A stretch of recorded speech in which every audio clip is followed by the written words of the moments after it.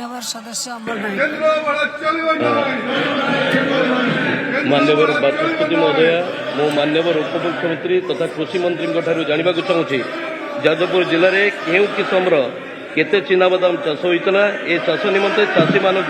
बिहन सार और की आनुषंगिक सहायता जोगाई दी जाइतिला। जाजपुर जिला परिवेश अनुकूल चिनाबादाम जोगाइबा की पदक्षेप नि जाइछि। हेक्टर और देश में हेक्टर पिछा चिनाबादाम उत्पादन हार केते थिबा बेले ओडिशा रे और जाजपुर जिले में उत्पादन हार केते।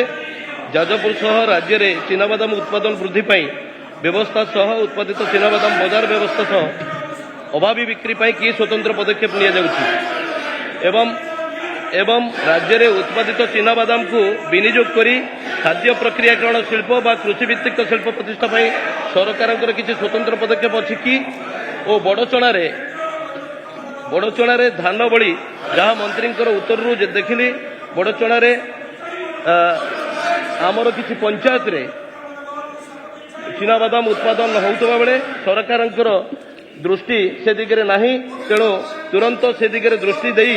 धान बड़ी चिनाबादाम को सरकार प्राथमिक सेवा समन्वय समिति माध्यम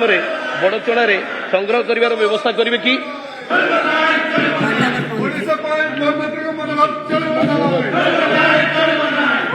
बाचस्पति महोदय मान्यवर विधायक जो प्रश्न करिसंती आमे जो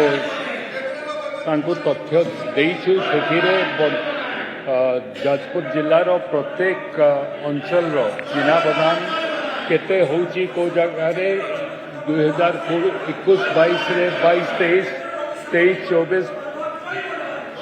जो पूरा डिटेल आपण को पाखरे आमे देइछु एवं आपण का मेन प्रश्नटा होउची चिनाबादाम रो प्रोसेसिंग पई आपण जो कथाटा कहिछन मार्केट प्रोक्योरमेंट ता करे मार्केट सह टाइप करी आपन चिनाबादाम जोटा आपण कहउछथि बिक्री हे पारी नहीं ताकू किनिबा पई व्यवस्था आगामी दिन में आमे करबा पदक्षेप नेबो एवं द्वितीय कथा आपण जोटा पचैछथि मु ता उपरे स्पष्टीकरण करदेबा पई चाहूची चिनाबादाम रो अभावी बिक्री हुए नहीं जेहेतु मिनिमम सपोर्ट प्राइस चिनाबादाम रो 6,377 टंका अच्छी और मार्केट रे 6,600-7,500 लोक मार्केट रे बिक्री कर अभावी बिक्री प्रश्न उठुनी।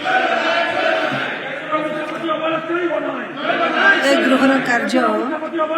11 घंटा 30 मिनिट पर्यंत बंद रहा।